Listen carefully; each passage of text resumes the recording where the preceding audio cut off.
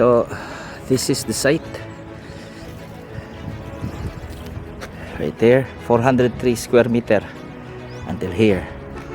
So every time in the morning or evening you wake up